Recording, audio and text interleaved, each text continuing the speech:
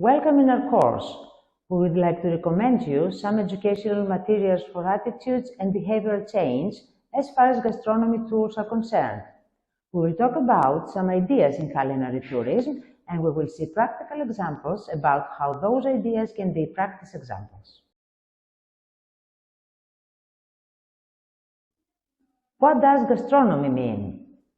There has been confusion around the word gastronomy, as probably the prevalent perception is that it refers to the offering of original and certainly expensive food. But by the term gastronomy, we mean the art of preparing good and tasty food. Delicious food is not only offered in very good restaurants, but can be offered in any dining area, from an average tavern to a luxury hotel restaurant. In practice, gastronomy involves the pairing of good food with good wine or other drinks, and is not limited exclusively to cooking, but extends to a range of products and services. It is already known that food preparation procedures differ from country to country and even from region to region of a single country, since they reflect the particular geophysical and climatic conditions, agricultural production, traditions and culture of each place.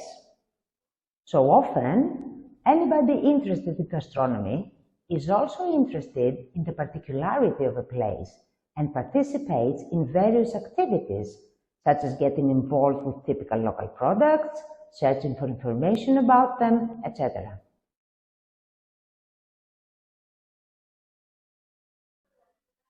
Relationship of gastronomy and tourism.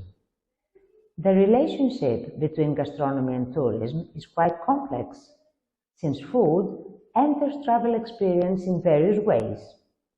More specifically, offering good cuisine is a pleasure, an experience, a part of the cultural identity of a place, and therefore a significant source of satisfaction for every tourist, whether they have a special interest in gastronomy or not. The number of consumers who wish to learn more about local gastronomy is constantly increasing, without this necessarily being their main travel motivation. There are tourists whose sole travel motivation is the participation in activities of culinary interest. This form of tourism is defined as gastrotourism. Gastrotourists travel to discover new flavors and enjoy local and/or high-level gastronomy while delving into the history and traditions of the destination. Specialized businesses such as thematic tour operators and specialized hotels cover this growing demand for culinary trips. Certain forms of tourism, such as wellness tourism and agrotourism, promote engagement with certain aspects of gastronomy. For example, offering of dietary cuisine, promotion of healthy nutrition, and cultivation of local products.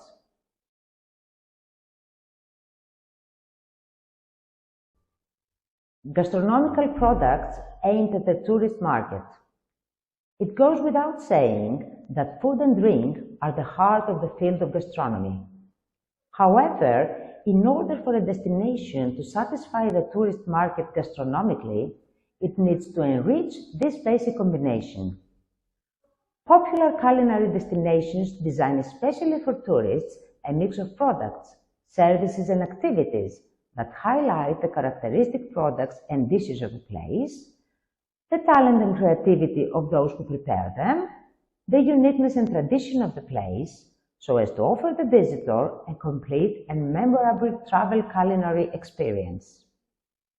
Literature review, as well as international experience, show that the tourism market is linked to gastronomy with a series of products, services and activities that altogether make up a tourism portfolio of culinary products. The content of the portfolio is related to food and drink, mainly wine, although there are tourist activities around beer, whiskey, etc. And that is why the food-drink combination is found at its core. Around the core of the portfolio, in the circle with the dark orange background, are the places where the tourist usually has the first contact with the gastronomy of the destination. These places are the hotel where you stay and the dining areas of each type, local, haute, or creative cuisine. In the periphery of the portfolio are placed mainly elements that strengthen the culinary identity of the destination, for which an indicative grouping is attempted in terms of some common feature. History and tradition, with countless facts, customs, and mythological references about food or drink, offer a platform for fascinating narratives, which can find expression in a museum or be the central theme of a festival. In addition, engaging with these activities has culture as its central axis. The various courses on cooking and tasting and the professionals distinguished in their field, such as that of a well-known chef, are the most person-oriented elements of the portfolio. For example, in order for a course to be attractive, it should be based on a professional who does his job with passion. Also, a destination desiring a complete portfolio should include in it every representative culinary personality. Many, for example, have associated Spanish gastronomy with Ferran Adrià and Japanese gastronomy with Nobu Matsuhisa. Routes and tours, production sites, cultivation areas and food and drink outlets are highly interdependent and work best if treated as a whole. This interdependence is made clear by the example of wine roads. The wineries are the main interest of such a route. The vineyards enhance the setting of the tour. Sales outlets declare that wine is produced in that place. Thus data, having been perceived as a whole in the mind of the tourist, depict the culinary identity of the destination. Also, the hotel kitchen and spa treatments are usually provided by the hotel. The hotelier, for example, can integrate them under a common concept, base them on an iconic product. One can identify dozens of relationships between the elements of a culinary portfolio since they function as communicating containers. The grouping is indicative and attempts to encourage the reader to look for relationships, to discern synergies, and perceive the systemic nature of the culinary product. Finally, it should be underlined that an attractive tourism portfolio of culinary products attracts not only gastronomic tourists, but a wider traveling public. Local cuisine in dining areas. Offering good local cuisine to tourists is the backbone of an attractive culinary offer of a destination. The opportunity for a visitor to taste characteristic local dishes is a great competitive advantage, as it increases enjoyment and enriches the visitor's experience with an important aspect of the local culture.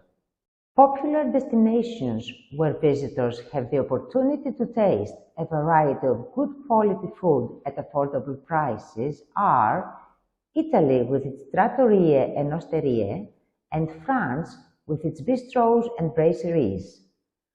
But why have specific destinations been distinguished for their local cuisine? Because there are certain restaurateurs who feel like ambassadors of the local culinary tradition.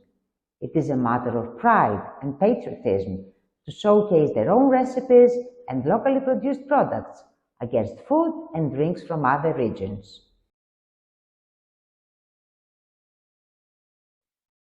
Hotel kitchen. A peculiarity of hotel cuisine, insofar as it is aimed at foreign rather than domestic customers, is the need to balance two different factors. The desire of tourists to consume familiar foods, for example, international or home country foods, and the desire of tourists to discover the flavors of the place they visit. Depending on the management of this particularity, hoteliers are divided into three categories: Initially, to those who mainly emphasize on international cuisine, possibly also offering a small number of local dishes. Then, to the hoteliers who give clear priority to the offer of local cuisine and the promotion of the products produced in their region.